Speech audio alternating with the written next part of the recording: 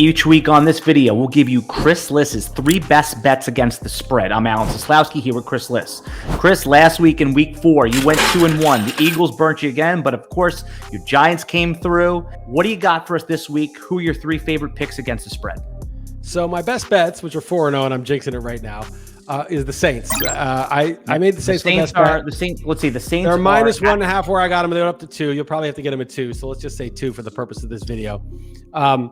They're on the road in Washington. Washington's not a good team. The Giants should have beat them in Washington. They got a kick return last week. They were fortunate to win. They got a last-second touchdown in the last minute. They were sort of life and death with Atlanta.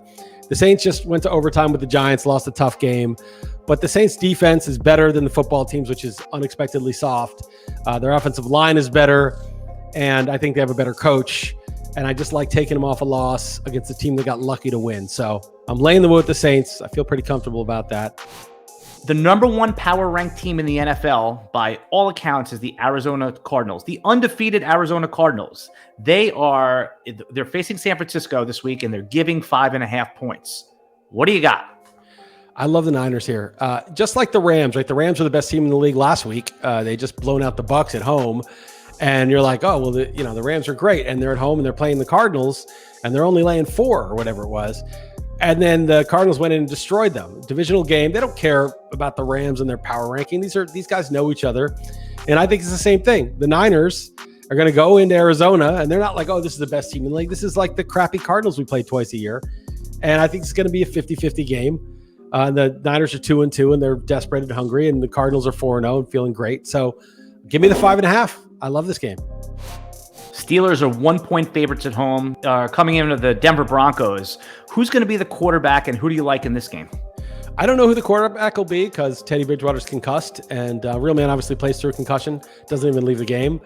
Real Man has such a low IQ, he doesn't even know he's concussed. The test is inconclusive. Nothing to lose. His default state is concussion. Yeah. If you would only know if he was unconcussed. I don't know who the quarterback's going to be, but let's put it this way. It's a 1-point line. If Bridgewater's the quarterback, I think that line is correct. I think the hungry Steelers with TJ Watt back are going to be nasty. It's a 50-50 game. 1 point, basically a 50-50 game. That's the right line with Bridgewater. But if it's Locke, who I describe as a poor man's Jameis Winston, and the Jameis that threw 30 picks, he's the poor man's version of Gunslinger. There's like the highest end Jameis Winston archetype is Brett Favre. That's like the best kind of Jameis Winston. The next, the middle level is Jameis Winston, makes plays, but also makes turnovers. And the low level is Drew Lock, where there's only the turnovers and none of the plays. So, or rarely is there a play. So I think it should be 4 or 5 if it's Lock. And it might be Lock. So why not, take an even bet if it's Bridgewater and get a nice windfall in case it's Lock. So give me the Steelers for my 3rd pick. To read Chris Liss's column, Beating the Book, every week, you can go to rotowire.com/try or click the link in the video description below.